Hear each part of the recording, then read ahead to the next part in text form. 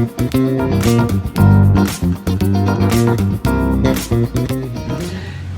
Hope Church, welcome home. Selamat datang kembali di ibadah online Hope Church. Saya yakin dan percaya kita semua dalam keadaan baik dan penuh sukacita. Sebelum kita memulai ibadah kita, mari kita saksikan beberapa info berikut.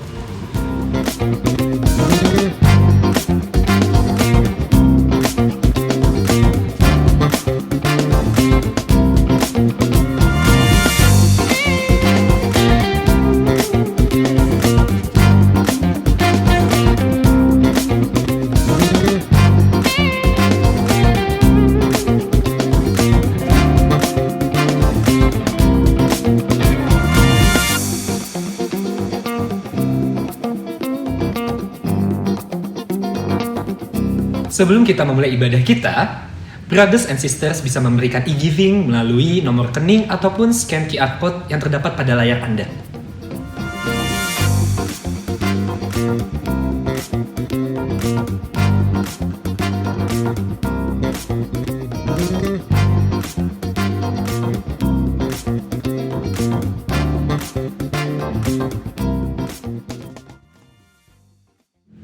Mari kita bersatu di dalam doa.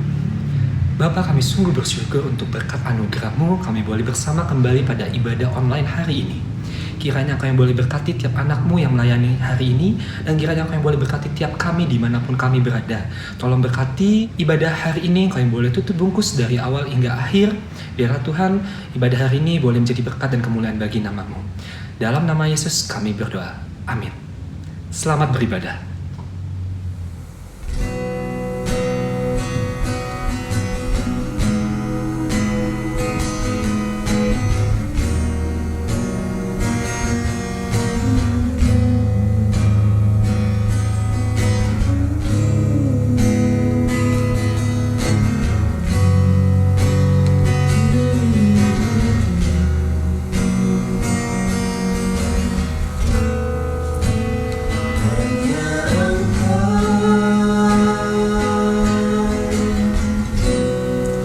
Pribadi yang mengenal hatiku, tiada yang tersembunyi bagimu.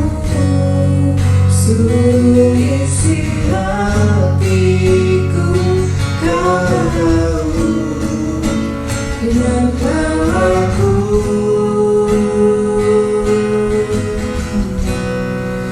untuk lebih dekat lagi padamu, tinggal dalam indahnya dekapan kasih-Mu.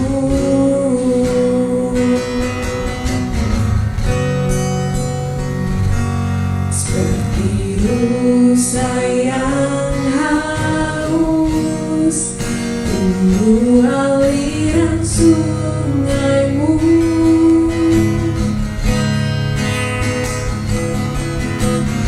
Hatiku tak tahan menunggu-Mu.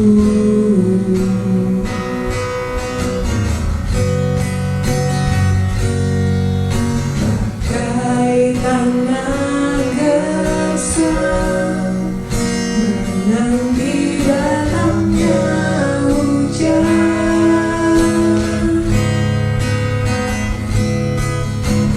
begitupun jiwaku,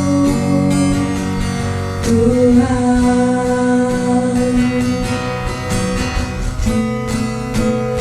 Hanya Engkau, pribadi yang mengenal hatiku, tiada yang tersembunyi bagimu. Seluruh isi hatiku kau tahu, dan bawaku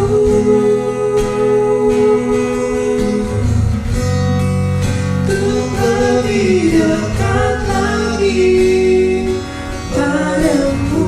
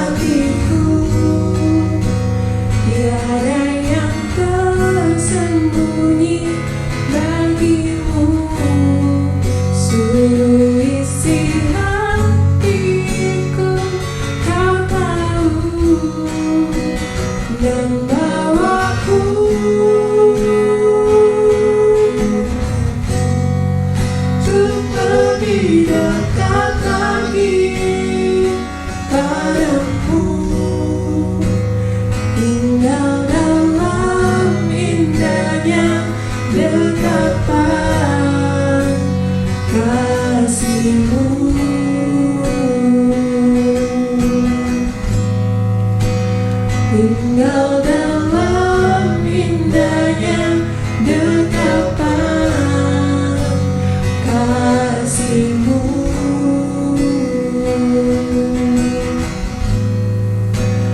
Tinggal dalam indahnya dekapan kasih-Mu.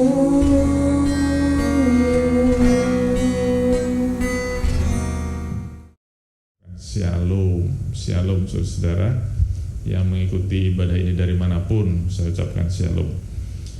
Nah, hari ini saya mau menyampaikan sesuatu yang ringan. Sebetulnya ringan ya, tapi nanti kalau jadi berat ya saya minta maaf. Itu berarti bukan saya, karena waktu saya siap khotbah ini saya mau menyampaikan sesuatu yang ringan. Kalau saudara sudah ngikutin beberapa bulan terakhir, saya menyampaikan serial terus ya. Serial terus sambung terus. Gak tahu kenapa hari ini saya tergerak untuk slow down little bit. Jadi secara santai aja, ini khotbahnya ringan, duduknya yang santai aja. Biasanya juga duduknya santai sih, gitu ya.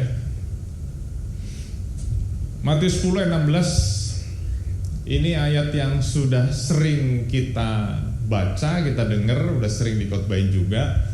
Mungkin saudara juga sudah hafal, bahkan sering kita ngomongin gitu ya.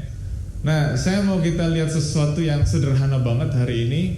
Sebelum kita baca, saya mau ingatkan satu kalimat yang sering saya ngomong ke saudara-saudara. Hope for the best, prepare for the worst. Betul ya? Nah, kalau bicara hope for the best, prepare for the worst, sebetulnya saya sedang berusaha mengajak saudara kita embrace, saya nggak tahu bahasa Indonesianya, kita merangkul dua sisi yang berbeda ini menjadi satu kesatuan. Hope for the best kan bicara tentang yang baik-baik kan ya. Tapi saya juga mengajak saudara untuk prepare for the worst. Harapkan yang baik sebaik-baiknya, tapi kita juga mau punya persiapan kalau yang buruk itu datang, bahkan yang terburuk datang. Nah, jadi saya punya sebuah pengertian dalam hidup ini, bicara keseimbangan itu bukannya berdiri di tengah. Ini pengertian saya pribadi ya. Misalnya kita ada dua kutub, kanan dan kiri gitu ya. Ini kalau saya lepas nggak kedengeran suara saya, gitu ya. Kanan dan kiri. Nah, saya pribadi saya mau kita semua ngerti bahwa kehidupan yang seimbang itu bukan kita berdiri di tengah-tengah. Sudah kebayang ya? Kan ada sudut kanan, ada sudut kiri. Seimbang itu bukan di tengah-tengah, tetapi seimbang adalah di saat kita bisa embrace, bisa merangkul, bisa menggapai kedua-duanya. Karena kalau kita bilang seimbang tapi di tengah doang, itu buat saya nggak seimbang. Kita cuma titik tengah doang, kita main aman doang, kita safe player. Tapi kita juga nggak ke kanan juga, karena kalau ke kanan kita jatuh, cuk, atau ke kiri kita jatuh. Jadi ibaratnya naik sepeda. Naik sepeda kan kita nggak genjot kanannya doang kan? Kalau genjot kanannya doang mana bisa sih jatuh, atau genjot kan kirinya doang ya jatuh. Tapi kalau kita naik sepeda biar bisa jalan ya genjot kanan kiri. Nah, jadi saya mengatakan hidup yang seimbang, hidup yang berimbang itu kita bisa merangkul dua-duanya. Nah, ini ayat yang sesuatu yang udah sering kita baca kan, bicara tentang ular dan merpati. Jadi saya nggak ngajak kita, ayo kita jadi ular semuanya. Di sini dikatakan, lihat aku mengutus kamu seperti domba ke tengah-tengah serigala, sebab itu hendaklah kamu cerdik seperti ular. Nah, kalau terlalu jadi ular itu kita bukan cerdik, kita jadi licik. Makanya Tuhan berkata, kamu hendaklah belajar dari ular yang cerdik, tetapi juga Tuhan ngingetin, jadilah kita juga seperti merpati yang tulus. Nah, kalau kita seperti ular terus, tadi saya udah ngomong bukan cerdik tapi jadi licik. Nah, kalau kita jadi merpati kebanyakan, itu bukan tulus. Saudara jadi gampang dibodohin orang. Nah makanya kita hidup di zaman ini, saya pengen saudara-saudara, ya kan setiap saya ngomong saya berharap saudara bisa nangkep gitu ya. Saya bisa mengimpartasi nilai-nilai kehidupan. Saya nggak melulu ngomong firman Tuhan. Benar saudara yang ikut fuel ya.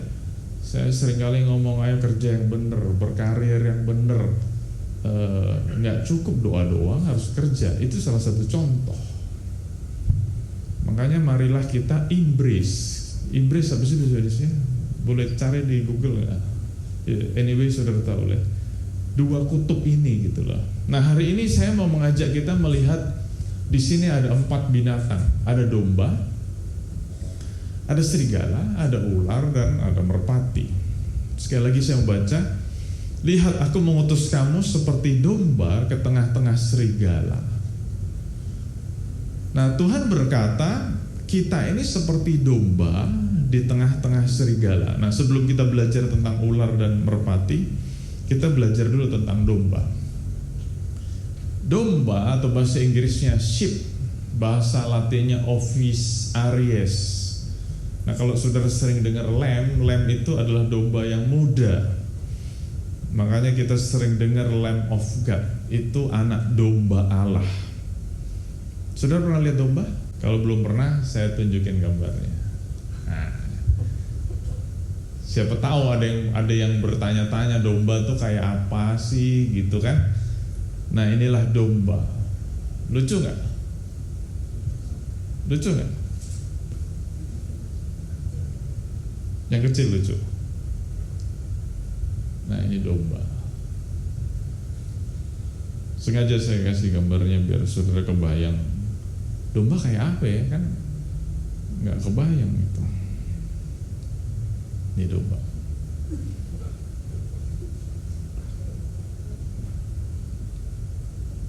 Ini juga domba. Ada filmnya kan? Tenenenet, tenenenet. Kita belajar soal domba dulu ya.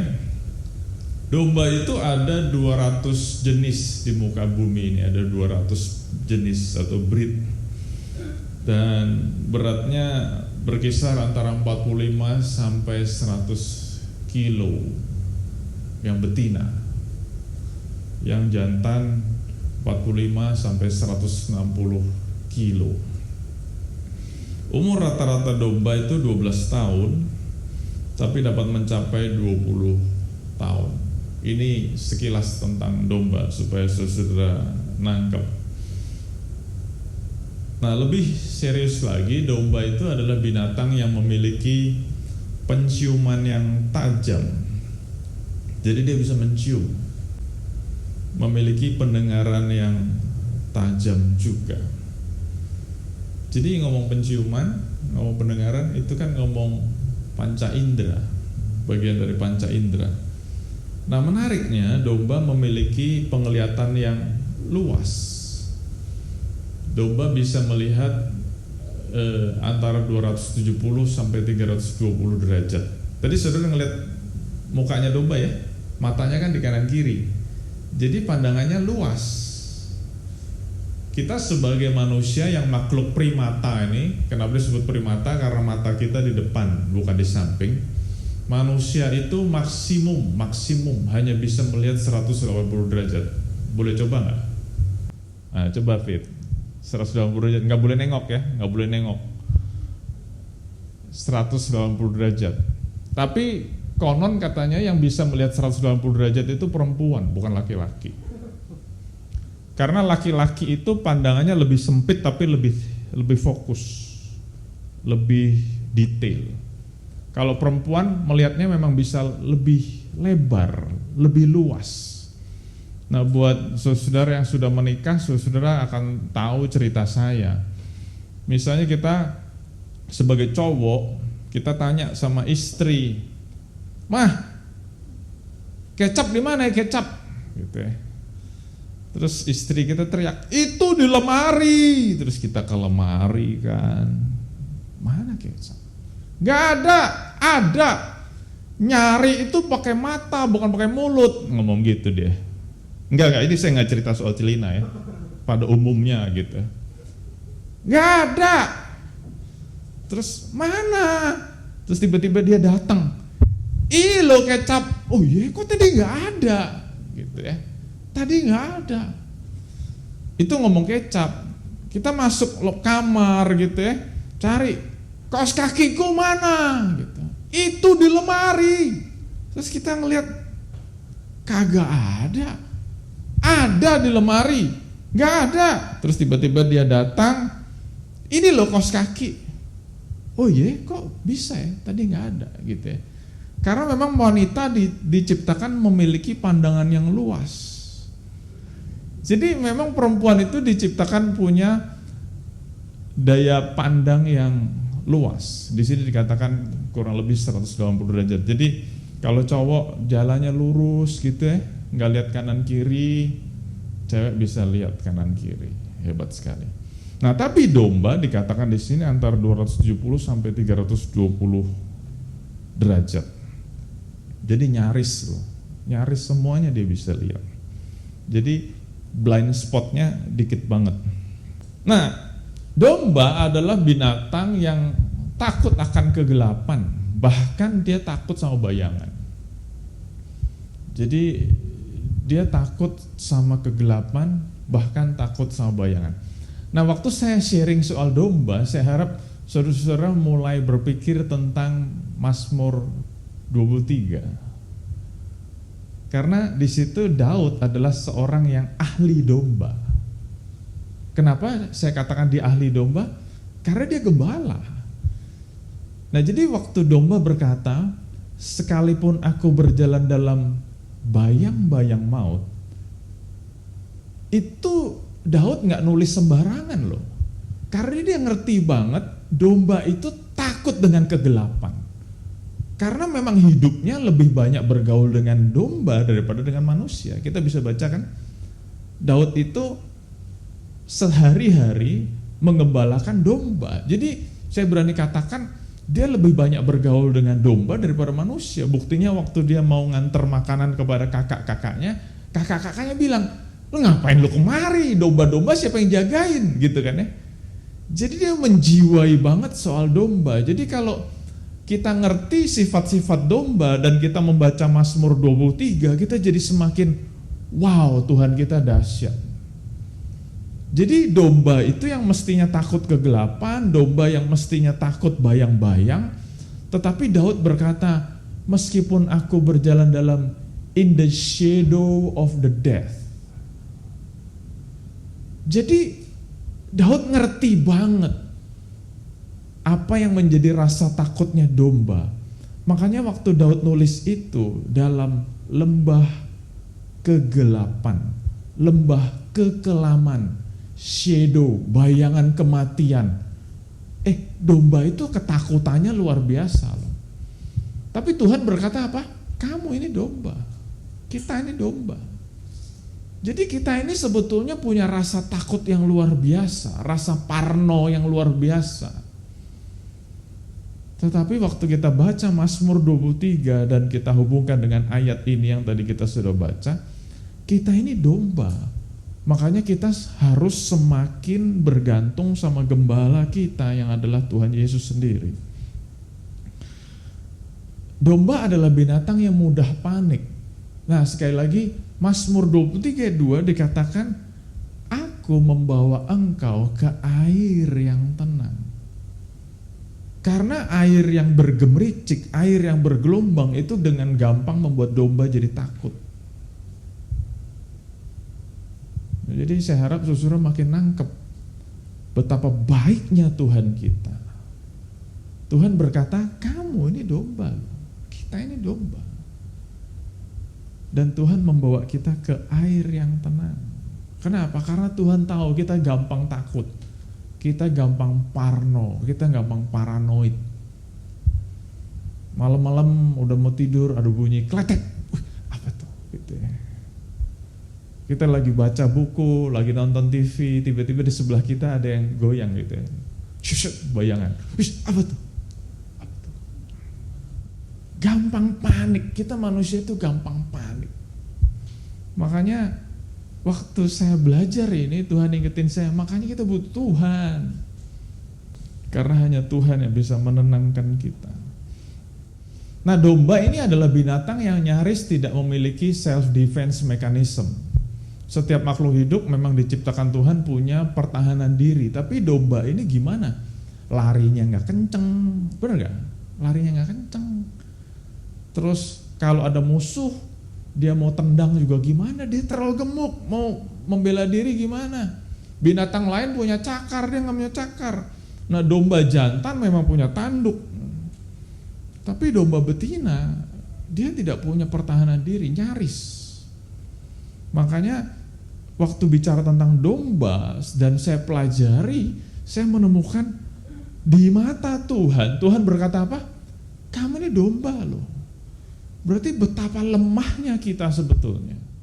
Nih, domba adalah jenis hewan yang mudah dimangsa. Tadi kan saya udah ngomong, dia gemuk, larinya nggak kenceng.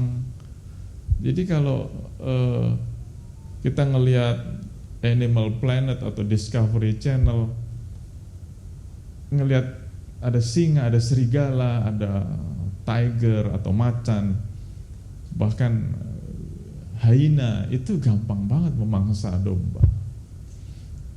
Kasihan, ini binatang lemah. Dan waktu kita tahu domba adalah binatang yang lemah, kita bisa melihat betapa Tuhan melihat kita seperti domba. Domba mudah terserang penyakit kulit kepala. Waktu saya menemukan ini kagum, karena Mazmur 23 dikatakan apa?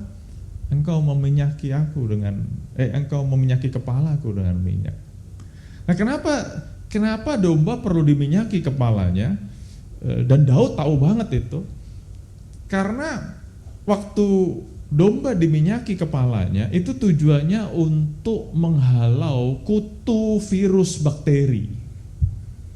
Jadi waktu seekor domba diminyaki kepalanya diminyaki oleh gembala itu tujuannya untuk supaya kalau ada kutu, ada virus, ada bakteri, virus bakteri kutu itu akan meninggalkan domba itu. Luar biasa ya. Jadi Mazmur 23, terus tadi kita sudah baca kita Matius ini, Tuhan memandang kita sebagai domba. Nah, domba punya kebiasaan dia lari ke pegunungan bila merasa terancam. Nah, waktu saya baca ini, apa yang nyantol di kepala saya? Waktu domba merasa terancam, dia akan mencari the higher ground, tempat yang lebih tinggi. Nah, buat kita orang Kristen, higher ground kita siapa? Tuhan. Waktu ada ancaman, tempat yang paling aman adalah kita datang kepada Tuhan. Higher ground. Nah, ini menarik. Domba itu suka hidupnya berkelompok. Dan itu yang membuat domba menjadi kuat waktu dia berkelompok. Makanya pas banget sama Hope Church. We are not only about church, we are a community yang suka fellowship, ngumpul-ngumpul, berkelompok. Karena kalau sendirian, kita gampang dikalahkan. Tetapi kalau kita rame-rame, ya kan dari kecil kita belajar kan, lidi kalau satu gampang dipatahkan. Tapi kalau lidinya banyak, siapa yang bisa matain sapu lidi? Gitu kan? Yohanes 10 ayat 3, Yohanes 10 ayat 14 menarik. Domba ini sebetulnya bukan masuk pet. Pet tahu ya, binatang piaraan. Domba ini masuk ke binatang ternak.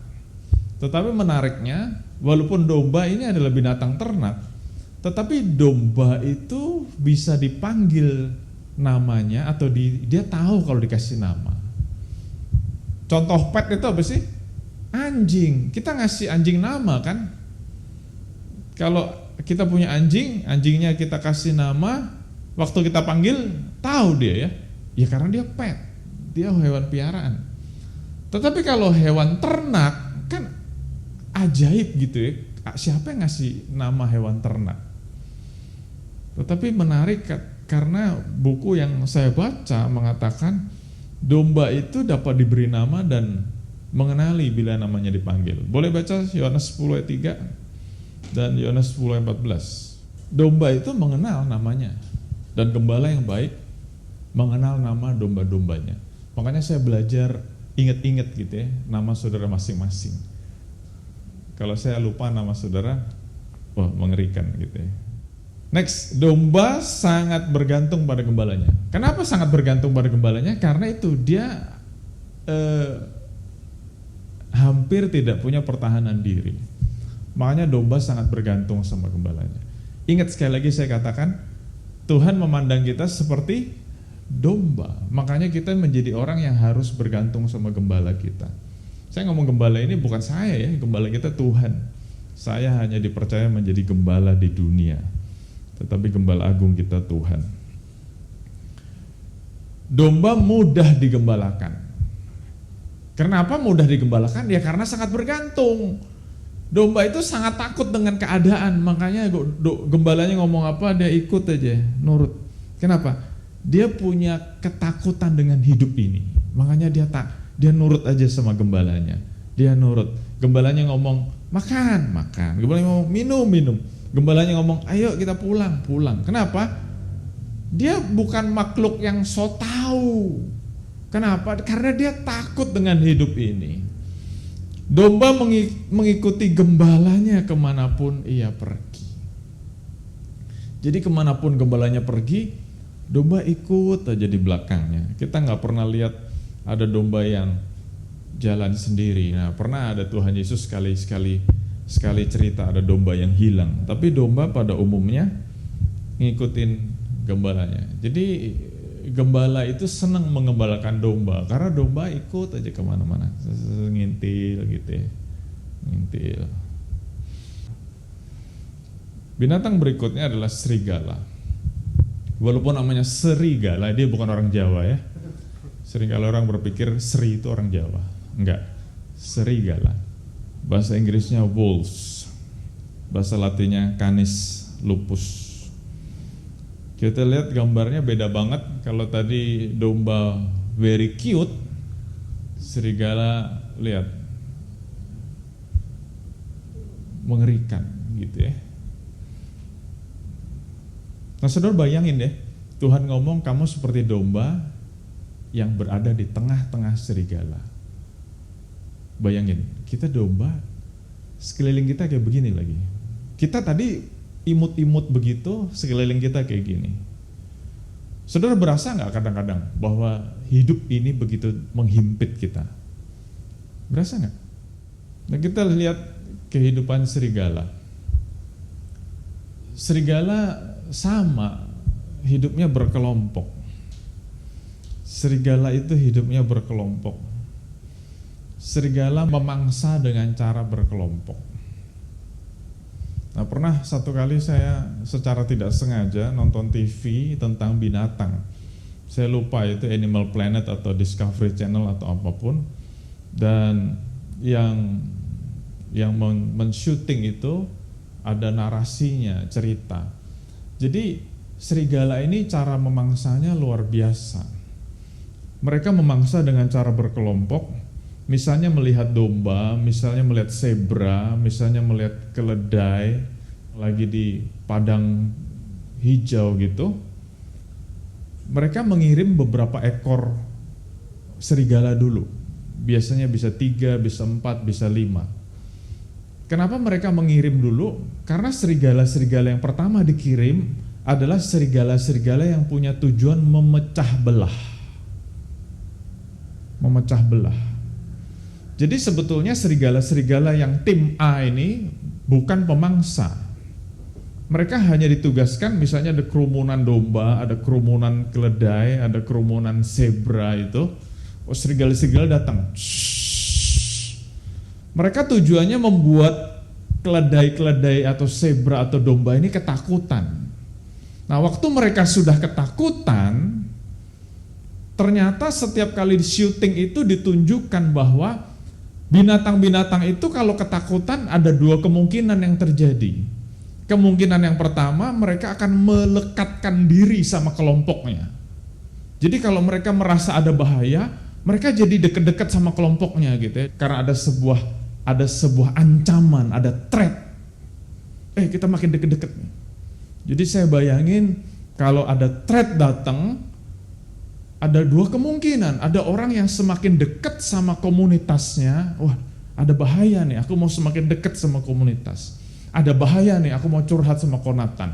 Ada bahaya nih, aku mau semakin dekat sama Hope Church. Kenapa? Karena ada threat, ada ancaman. Tetapi waktu saya nonton dokumenter itu menarik. Karena binatang-binatang itu, kan tadi saya ngomong ada dua kemungkinan kan. Kemungkinan yang pertama, binatang-binatang itu makin dekat sama kelompoknya. Kemungkinan yang kedua, ada binatang-binatang yang karena panik, karena takut, dia lari sendiri. Weh, ada serigala nih, gue lari sendiri. Jadi yang lain makin ngumpul, tapi biasanya ada satu atau dua yang ketakutan lari sendiri. Nah, waktu ada satu atau dua yang lari sendiri, saudara bisa udah nebak ceritanya. Tim A serigala tadi tujuannya bukan memangsa. Tim A tadi hanya untuk mengintimidasi. Tetapi waktu ngelihat ada binatang yang lari sendiri dari semak belukar, dari semak hijau tadi, tiba-tiba keluar kerumunan serigala yang lain yang ngejar yang lari sendiri tadi. Saudara nangkep ceritanya?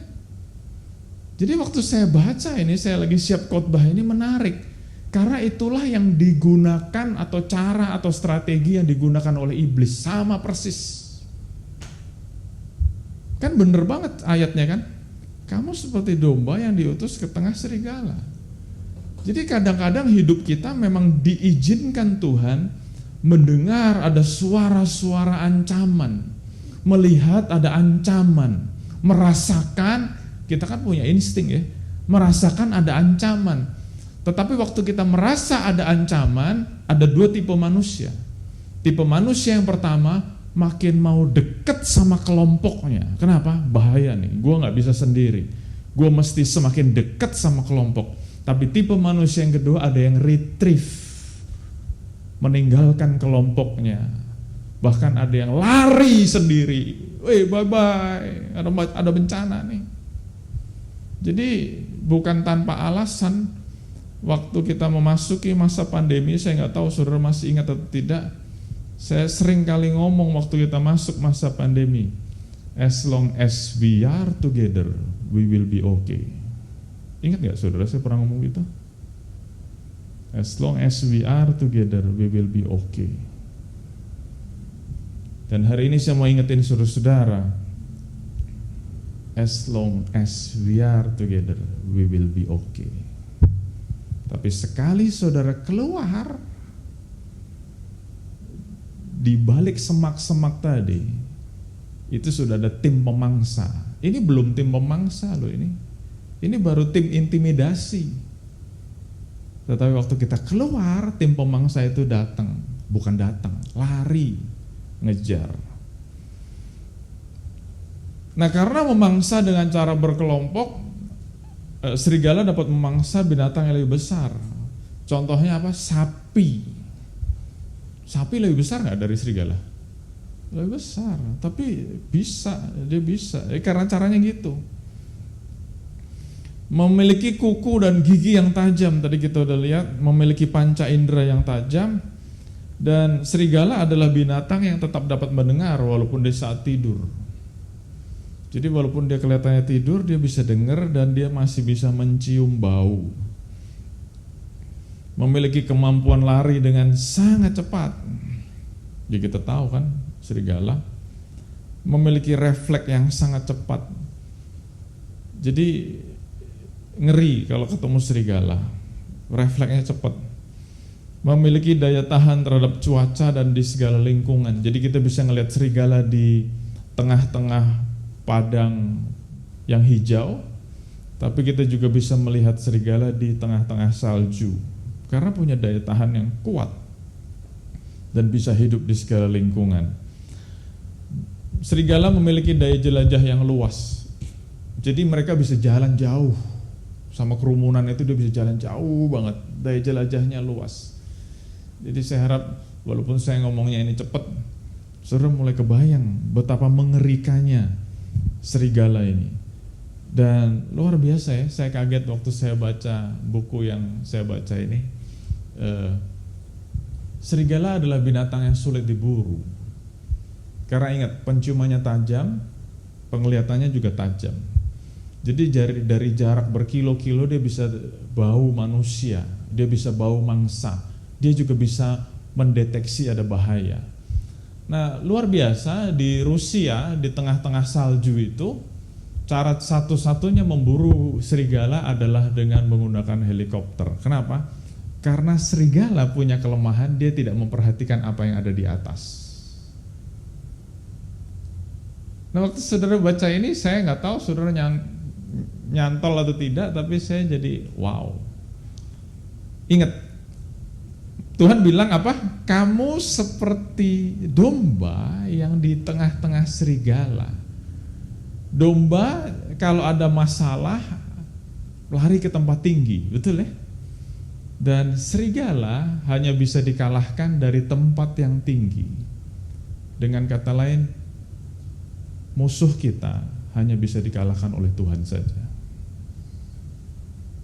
Makanya kita harus semakin melekat sama Tuhan, semakin butuh sama Tuhan. Yang setuju katakan yes. Masih ada waktu sedikit, kita akan cepat aja. Nah, di situ dikatakan, oleh karena itu hendaklah kamu cerdik seperti ular dan tulus seperti merpati. Kan tadi saya harap saya sudah bisa menggambarkan betapa bahayanya kehidupan kita, karena Tuhan sendiri berkata seperti domba di tengah-tengah serigala. Nah, oleh karena itu Tuhan berkata, hendaklah kamu cerdik seperti ular dan tulus seperti merpati. Nah, ini kurang lebih gambar ular. Saya harap saudara tidak fobia dengan ular. Ini beberapa gambar ular. Ular itu di muka bumi ini ada 2.900 spesies. Jadi banyak banget. Yang paling kecil ukurannya 10 cm dan yang paling besar ukurannya 15 meter. Dan luar biasa, Alkitab aja mengakui bahwa ular ini binatang yang cerdik. Kejadian 3 ayat 1. Binatang yang cerdik, paling cerdik.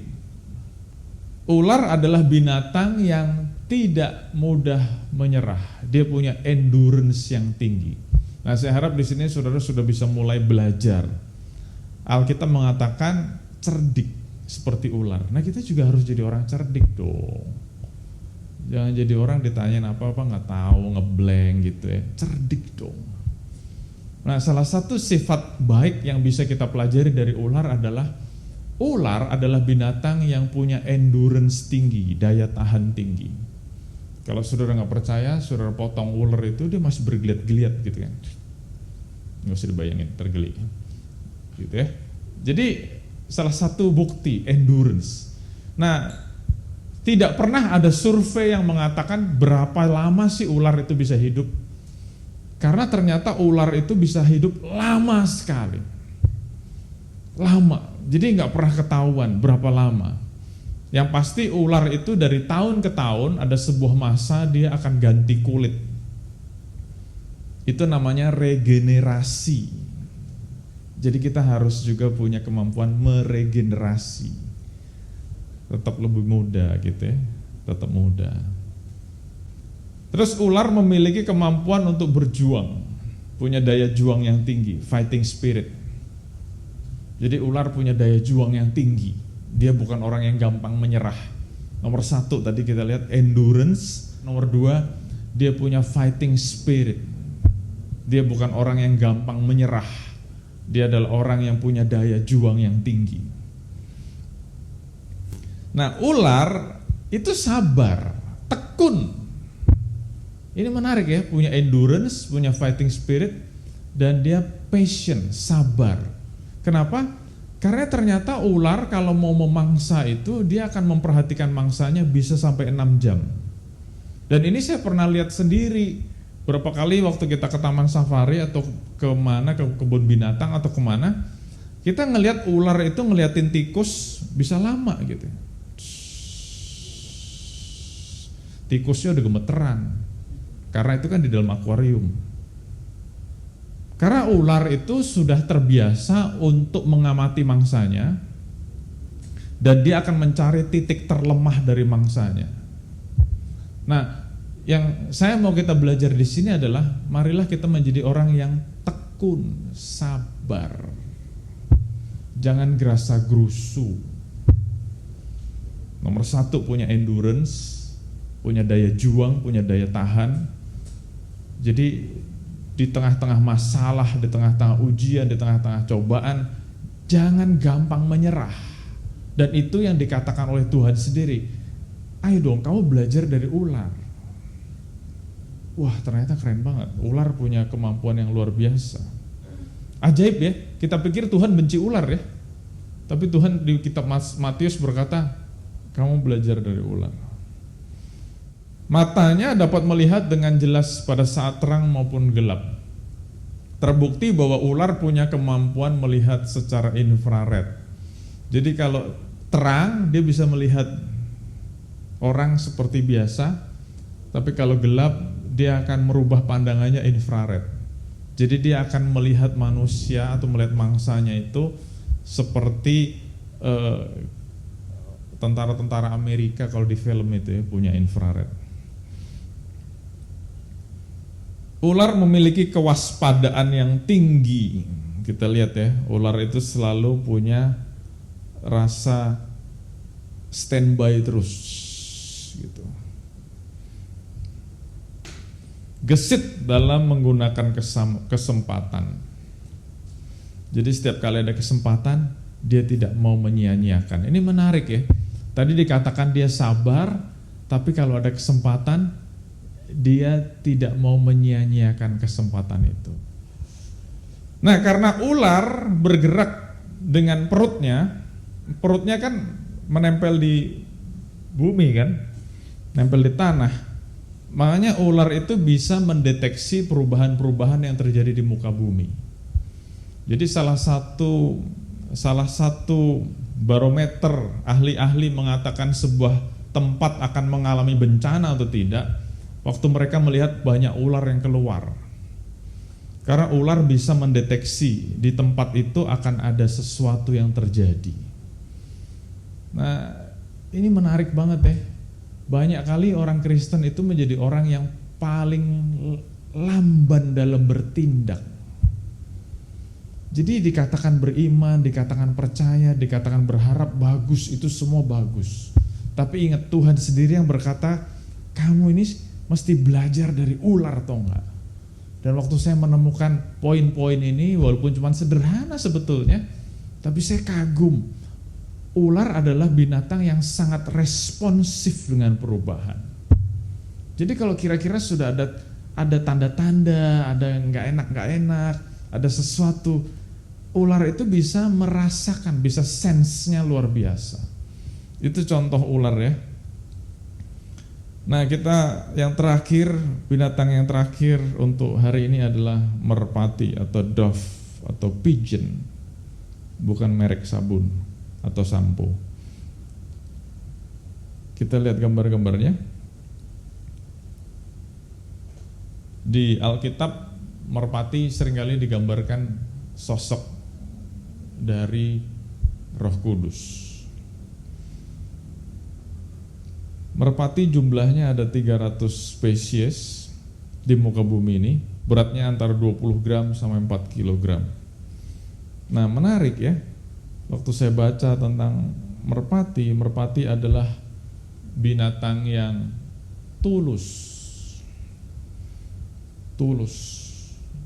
nggak punya agenda terselubung. Dan merpati adalah binatang yang setia. Makanya karena tulus, karena setia, merpati dipercaya untuk menjadi merpati pos. Ya gak? Bayangin kalau dia lagi bawa pesan, lagi bawa surat gitu ya, tiba-tiba di bawah dia ngelihat ada orang manggil-manggil, bawa makanan, dia turun gitu. Ya kan kacau. Orang lagi disuruh bawa pesan, tapi merpati tidak melakukan itu. Jadi kalau dia tahu dia lagi on the mission. Jadi di bawah walaupun ada yang ngasih iming-iming dia nggak mau. Kenapa? Dia tulus, dia setia. Merpati adalah binatang yang lembut. Setahu saya belum pernah ada manusia diserang oleh merpati. Betul ya? Karena dia adalah binatang yang lembut. Kita mau belajar jadi orang yang lemah lembut. Merpati orangnya tenang. Binatangnya. Orangnya binatang. Calm, punya ketenangan. Merpati mampu menguasai diri. Punya self control yang baik, mampu menguasai diri. Merpati cinta damai, makanya gambar merpati identik dengan gambar perdamaian atau lambang perdamaian. Cinta damai. Terus merpati tidak ada dendam. Dalam salah satu bukunya saya lupa ya, Rick Warren menulis bahwa merpati adalah binatang yang tidak memiliki empedu. Oh, saya kaget ya, belum tahu juga saya. Empedu rasanya apa? Pahit. Oleh karena itu merpati tidak punya kemampuan untuk merasa kepahitan. Tidak ada bitterness, hidupnya tidak ada bitterness. Dan Tuhan berkata, belajar seperti merpati, nggak ada kepahitan. Let go aja gitu ya, let go. Ya udah, ada yang nyakitin kita, let go. Ada yang cuekin kita, let go. Nggak ada dendam. Nah ini seperti yang sudah saya sampaikan, sejauh apapun dia pergi, dia akan kembali ke rumahnya. Dia setia. Yang terakhir untuk hari ini, merpati adalah binatang yang tidak suka sesuatu yang kotor. Dan ini sudah dibuktikan waktu cerita Nabi Nuh.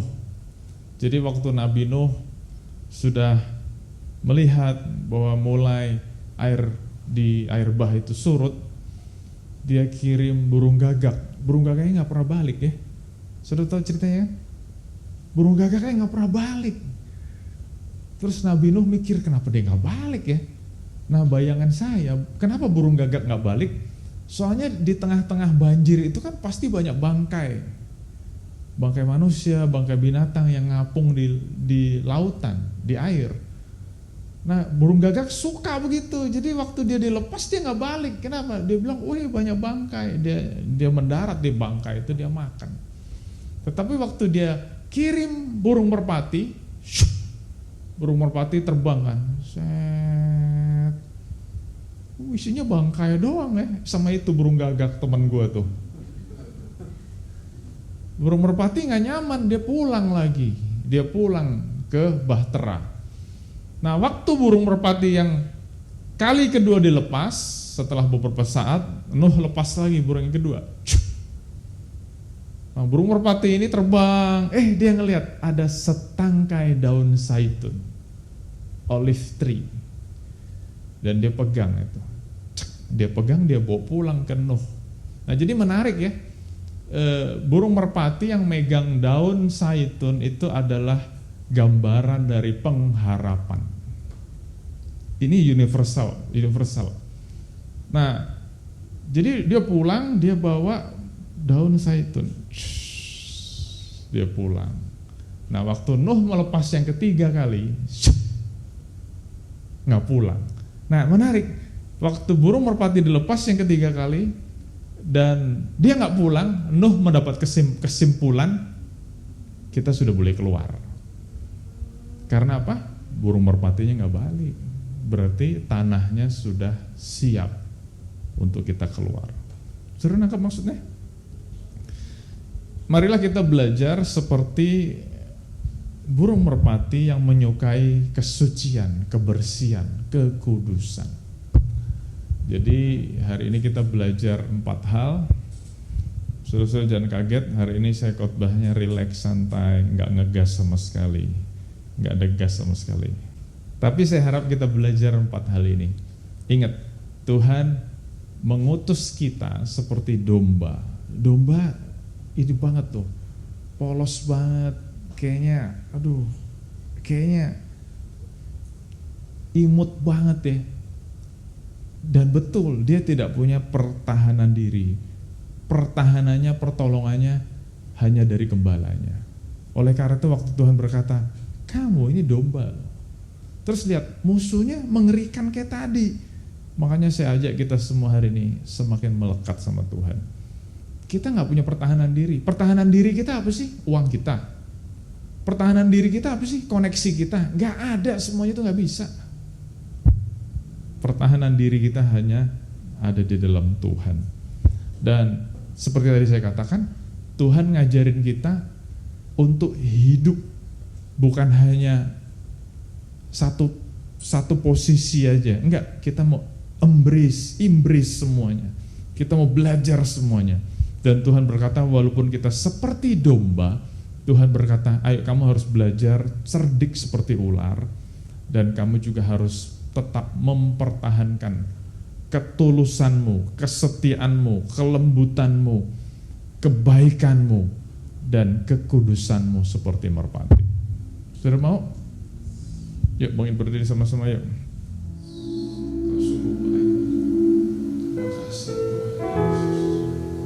Terima kasih Bapa. Terima kasih Tuhan untuk kebaikan-kebaikan.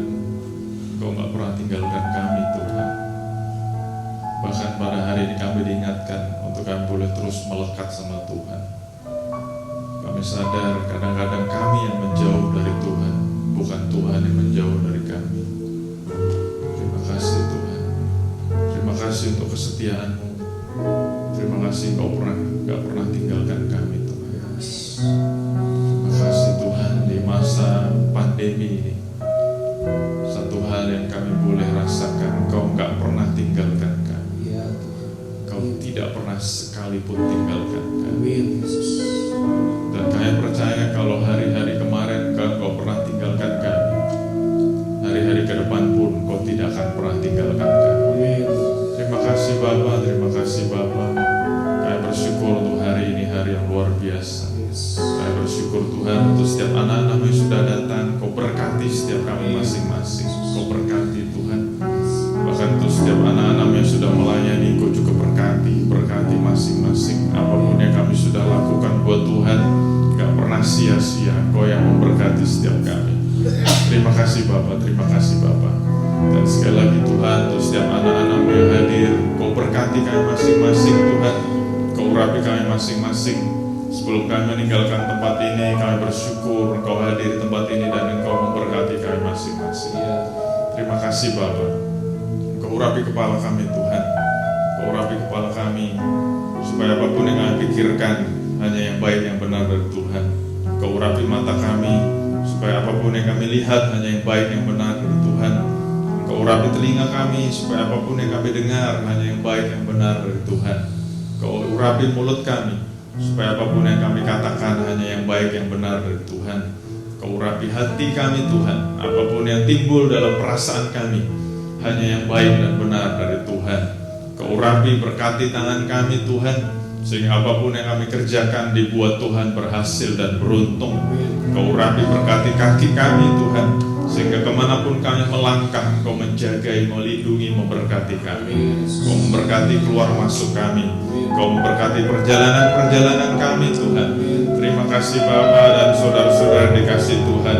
Terimalah berkat yang berlimpah-limpah dari Allah Bapa kita, kasih sayang anugerah dari Tuhan kita Yesus Kristus, dan persekutuan dengan Roh Kudus yang akan terus memimpin, menguatkan, meneguhkan kita, ada selalu bersama dengan kita mulai saat sekarang ini bahkan sampai selama-lamanya. Dan kita yang diberkati Tuhan sama-sama katakan amin. Amin. Terima kasih.